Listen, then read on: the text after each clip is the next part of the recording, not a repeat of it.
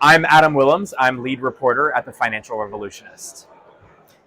Hi, I'm Ron Benegbi. I'm the founder and CEO at Uplinq Financial Technologies. Thank you, Ron, for joining us. Thanks for having me. Yeah, so first question, a little softball, is what is Uplinq?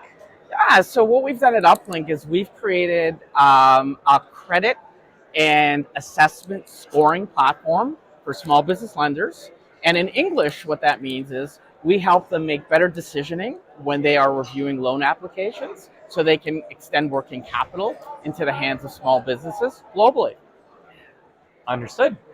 Exciting news recently from your camp in terms of a fundraising round from Cambridge Ventures. I'd love to hear kind of what that funding is going to go towards and how the fundraising process went. Yeah, so the interesting story is we're really not fundraising, but when there's an opportunity to partner with someone like a Rex, which is few and far between, someone who's so well regarded in the industry and highly strategic.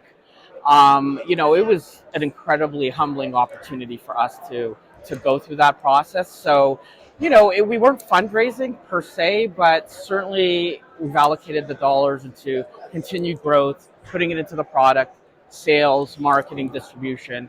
And already to date, Rex has been incredible with the number of intros and just being a part of the Cambrian community as a whole. It's been great. It's been great, yeah. And I imagine kind of those connections can turn into pretty promising partnerships down the road. Yeah, for sure, because when you get introduced, whether it's from a Rex, but someone who has an established reputation, established brand, has credibility, that level of introduction is so much more impactful than if you didn't have it or if you were cold calling someone or cold emailing them. Right. So it's been great. Right, and speaking of kind of the way you contact potential partners and clients, I'm wondering whether that's changed at all over the past 2 weeks, given sort of banking crisis related variables. Yeah, no, I wouldn't say that's changed at all. Okay. I mean, we run a lean ship. We try for the most part to communicate with potential partners through some sort of referral system, or we attend shows like this at FinTech Meetup and meet new people. We don't really do a lot of cold calling or cold email. Not that there's anything wrong with that, by the way.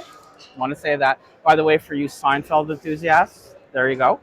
But it's, no, we haven't really changed about our approach to the market at all. Sure.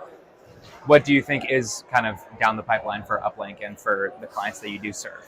Yeah, so I think what you're going to see, Adam, is you're going to see some exciting new partnership announcements in the next few months. Okay. I mean, we're doing something incredibly exciting with one of the largest bureaus in the world, where we've created the first SME lending innovation lab, where we're using data that banks don't even get access to in conjunction with ours to develop better underwriting models for SMB decisioning.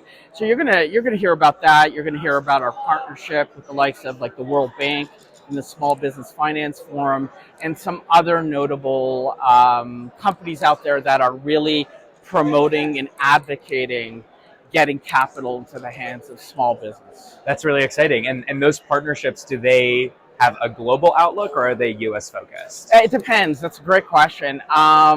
I would say both. I would say both. In some cases, it's global. In other cases, it's exclusively focused in the U.S., maybe Canada. Okay. I mean, Canada. Does Canada really count? I can say that because I'm Canadian. Okay. But so it's a combination of the two. Okay. And what's the end goal of them? Is it expanding the amount of people who can access capital? Is it lowering barriers? Is it changing the kinds of people who access capital? What's the kind of solve there? Well, it's the first. It's, okay. Ultimately, we run very lean as a startup, and we're accessing their distribution channel, which ultimately gets extended access to more working capital for small business. So we see it as a win-win, and some of them agree, and hopefully more will in the future. Well, great. Thank you. And thank you for offering your Canadian perspective. Okay. Happy to be here. Thanks for having me. Yeah, of course.